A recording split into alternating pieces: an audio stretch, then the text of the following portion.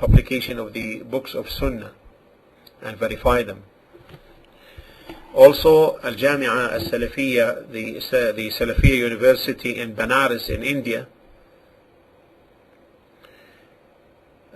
chose him to lead the chair of Hadith, but he declined because it was difficult for him to live with his family and children, because then the war erupted between India and Pakistan.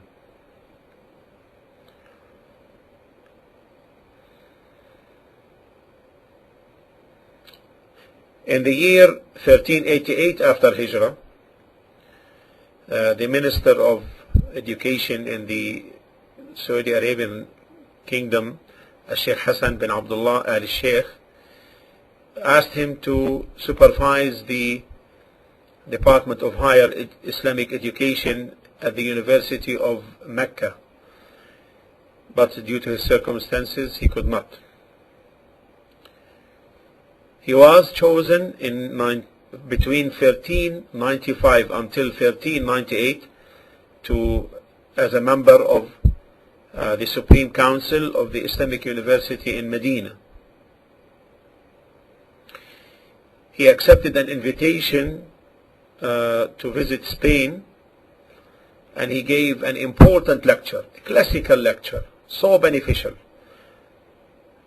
It was so important that it was printed, and it was entitled Al-Hadithu Hujjatun Binafsihi Fil Aqaidi Wal Ahkam.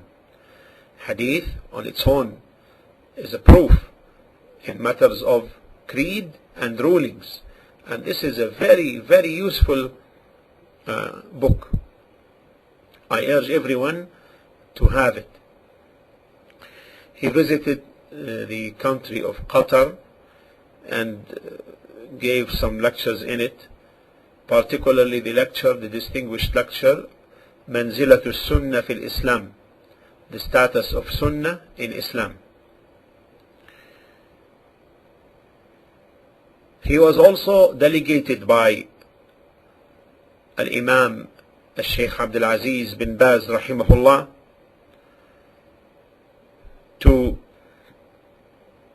give da'wah in Egypt, Morocco, and in England to the call for the Tawheed and Sunnah.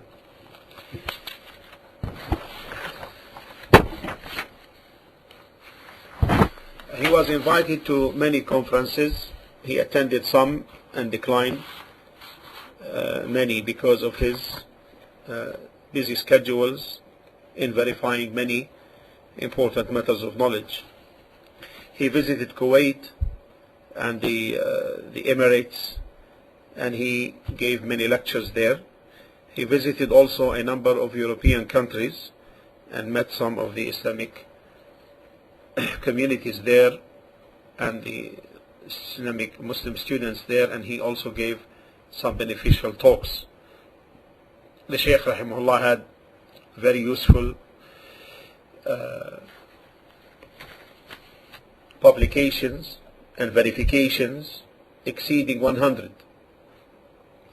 many of which were translated into many languages, and many were printed many times.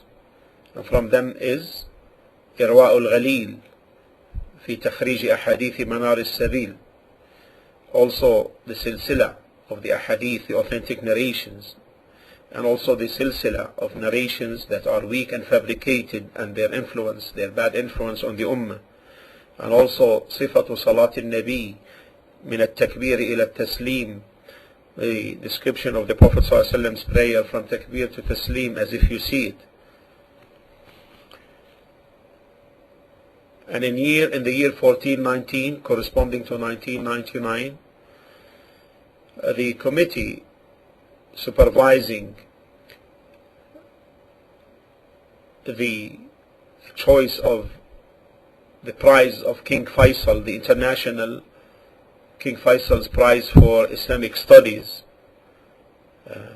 this is a renowned prize, was given to the Sheikh rahimahullah, and it was entitled الجهود العلمية التي عنيت بالحديث النبوي تحقيقا وتخريجا ودراسة. It was focused, the subject matter of the prize then was the efforts that were focused upon the hadith النبوي, and it was given to a Sheikh rahimahullah, Sheikh Muhammad Nasruddin al-Albanee, because of the respect of his and appreciation of his great efforts and disregard in serving the hadith of the Prophet alayhi salatu wasalam.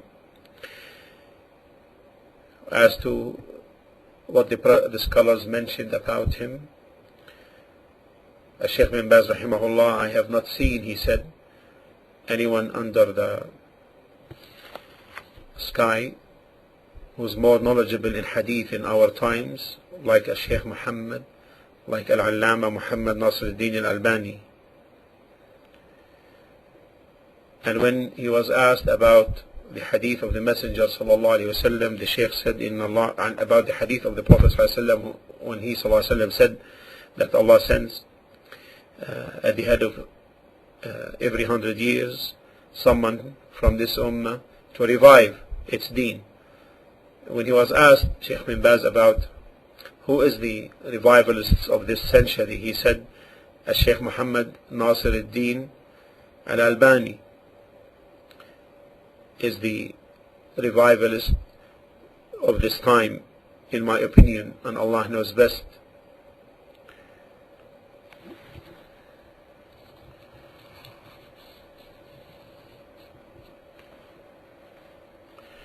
And our Sheikh Muhammad bin Salih al-Uthaymeen rahimahullah described him as the Muhaddith al-Asr,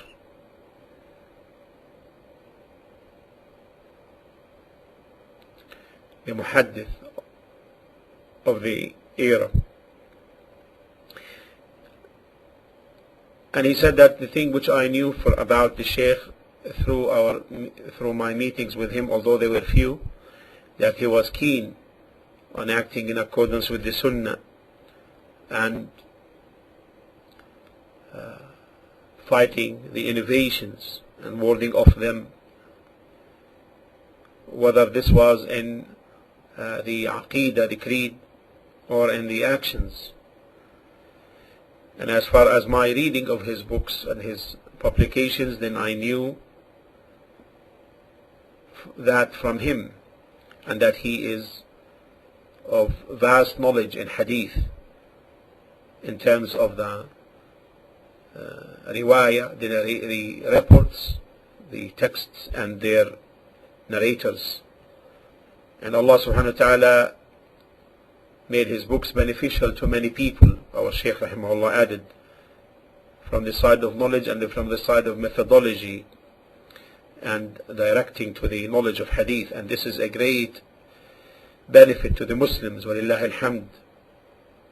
And as far as his verifications of the hadiths, then this is a matter, and it was so evident.